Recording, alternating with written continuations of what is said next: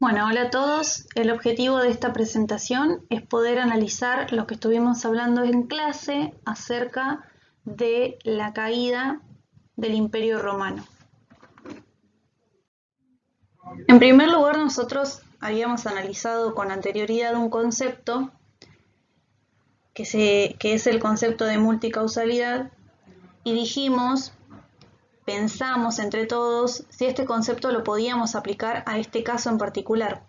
Dijimos primero que cuando hablamos de multicausalidad hacemos referencia a que los fenómenos sociales, los cambios, se producen no por una sola causa, sino por muchas. Y analizamos este caso en particular y dijimos que ese concepto se aplica perfectamente a la crisis del siglo III. ¿Por qué?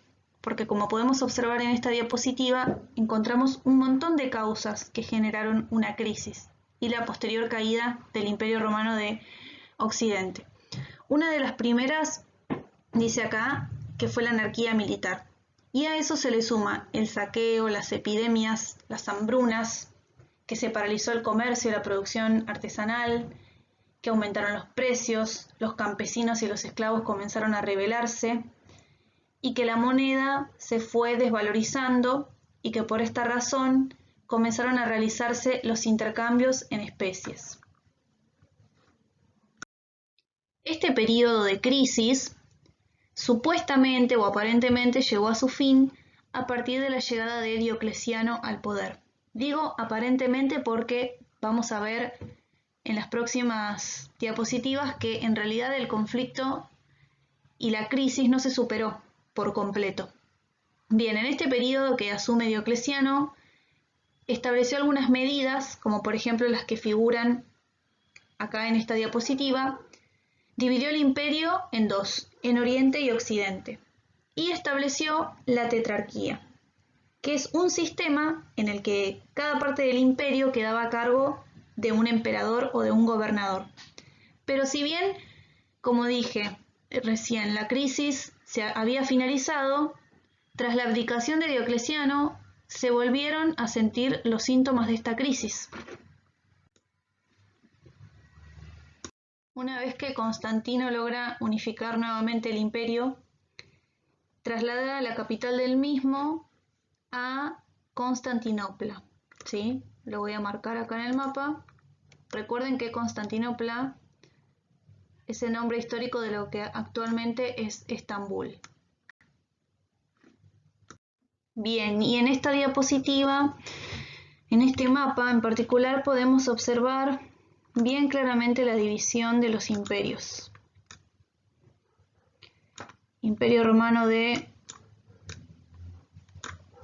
Occidente, Imperio Romano de Oriente, Mar Mediterráneo, y acá las capitales: Constantinopla, capital del Imperio Romano de Oriente, y Roma, capital del Imperio Romano de Occidente.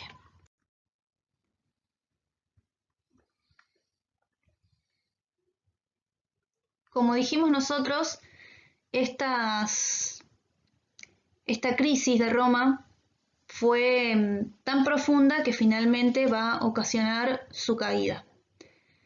Cuando hablamos de la decadencia del imperio, hacemos referencia a que van a empezar a sucederse, como ya habíamos nombrado, un montón de situaciones que generaron una crisis profunda, y esta que va a ser el desencadenante final. Recuerden, hacemos referencia al concepto de multicausalidad y no asociamos la caída del imperio solamente a una causa.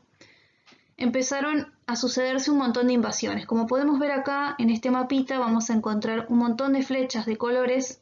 Esas flechas hacen referencia a los desplazamientos de los pueblos que figuran acá abajo: hunos, francos, ostrogodos. Estos pueblos empezaron a presionar las fronteras del Imperio Romano hasta que finalmente lograron ingresar al territorio y comenzar una nueva etapa. ¿Quiénes eran estos pueblos que comenzaron a presionar las fronteras? Los nombramos en el mapa que vimos hace un ratito, y acá podemos analizar algunas de las características.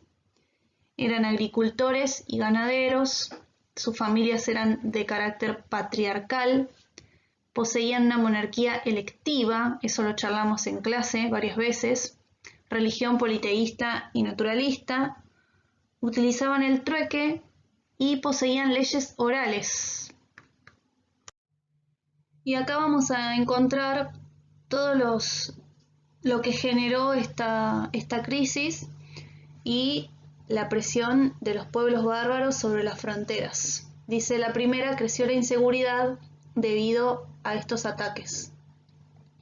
Aumentaron las rebeliones campesinas, disminuyó la producción agrícola, ganadera, minera y artesanal, se contrajo el comercio, hubo epidemias, guerras, disminuyeron la cantidad de esclavos y esto hizo que los dueños de las tierras, los terratenientes, tuvieran que emplear mano de obra libre y que los campesinos libres se escapen de las ciudades, que vayan a vivir al ámbito rural, al campo. Bien, y la última diapositiva, que es un concepto que también charlamos la clase pasada, el colonato. Vamos a leer lo que dice acá y tratar de analizarlo. Dice, los colonos cultivaban parcelas de los grandes propietarios rurales a cambio de parte de lo cultivado. ¿Qué es un colono? Es una persona que cultiva la tierra de alguien que le cede esa porción de tierra. ¿A cambio de qué se la cede? A cambio de que esta persona le dé parte de lo que produce esa tierra. El segundo ítem dice, los habitantes de las ciudades serán cada vez menos, ya que eran el blanco preferido de las invasiones bárbaras.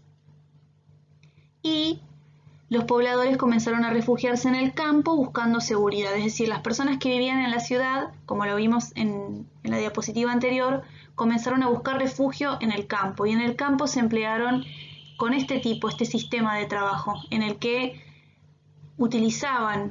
explotaban una parte de una tierra que no les pertenecía y a cambio debían pagarla con parte de lo cultivado. Y se produjo así la ruralización de la vida rural. Cuando decimos rural hablamos del ámbito del campo, ¿sí?